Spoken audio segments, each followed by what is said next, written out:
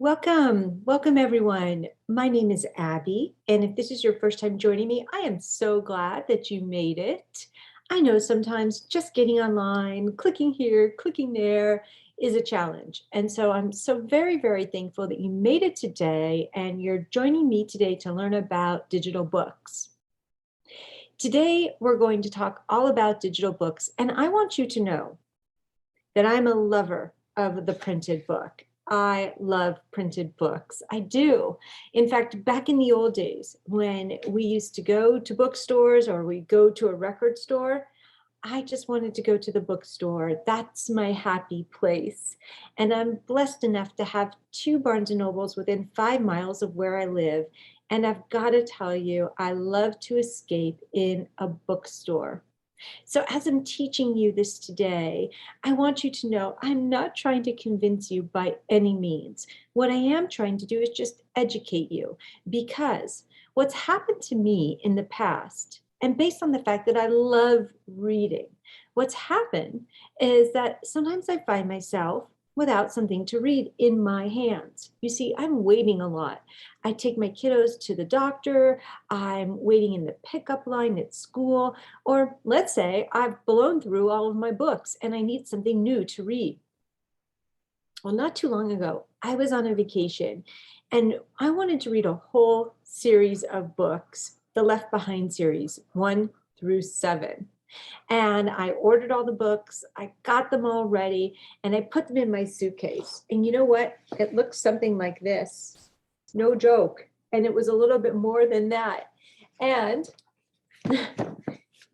that was when they weren't weighing suitcases, okay? But nowadays they do. And so I want to teach you an alternative to the good old paperback book, and for packing your books and for having them all in one place, easily accessible to you. We're going to talk today about the various benefits of ebooks. And this is a two-part class. So today's class is going to be on the history, on the benefits, and how you can customize your ebook reader. Next week, we're going to talk more about how to get these books and some tips and tricks, especially regarding the free books, and how to put it all into practice. So I'm going to go ahead and share my screen with you right now. And the screen sharing feature is a part of Zoom. So here we go. Let me go ahead and share my screen with you, and let's launch right into it. Today, we're going to talk about the history of ebooks. Ebooks, digital books, it's all the same word. We'll talk about ebooks versus paper books, paperback books, some statistics, the benefits, and how to get them. Now, first, I'm going to launch into a little bit of a history lesson. I know so many of you are history buffs and you love to know the historicity of a topic, and I admire that about you. The first ebook was founded in 1960. And so this is a screen image from the US Department of Defense.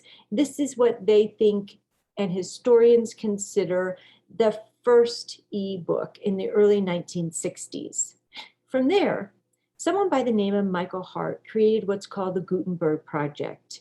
You see, he wanted to put the entire Declaration of Independence and make that accessible to anyone in an online form. So that is how free ebooks started. Now, the history of ebooks, reading technology started with Sony, and then in 2007, came the Kindle. And I know many of you are using a Kindle to do your ebook reading. In 2010, Apple came out with their iPad, and then the Books app, as well as the Kindle app a couple years later, is now accessible on all of our devices, not just iPad or Apple devices. Let's talk about ebooks versus printed books. Now, again, I don't want you to think I'm trying to convince you. I'm just educating you, okay? So one of the benefits of using an ebook is just simply the ease of reading. It's the difference between holding something like this in your hand, one-handed, and a two-handed experience. So additionally, you can also read at any angle and any posture that suits you. You don't have to be sitting up or having the book propped up just right. Many of the newer e-readers have inbuilt light, and that allows you to read in dark without any eye strain. With an ebook, you have access to thousands of books within your library, and it's very lightweight. So imagine you're going on a long trip, like I was explaining, and you don't want to carry a lot of books in your luggage. Well, this is when having an ebook is going to be so much more convenient. They're also very cost effective. So the initial investment for an ebook may seem, or an ebook reader may seem expensive, but when it comes to purchasing these books, they typically run about $10 less than a hardback book. Along with that, there are thousands of free books available on the internet for download. You can also highlight and bookmark anything within an ebook. You don't have to carry a highlighter or a pencil. And an ebook is going to store your notes for printing, for downloading, and for viewing and sharing. You don't have to flip through the book to look for that one note that you want to reference. Ebooks have a built-in dictionary, as well as a feature called X-ray, which allows you to tap on a word just to get more meaning and also to explore the characters and the summary of the book. Ebooks never go out of stock, so they're digital copies. And once you purchase an ebook, you can download them instantly, and then you don't have to wait for the delivery of the book. Another feature here is that ebooks allow you to read a free sample. And I love this fact because it helps me know if I want to purchase this book, right? And you don't get that option when you're ordering a hardback book from Amazon, for instance. Let's talk about some of the statistics here.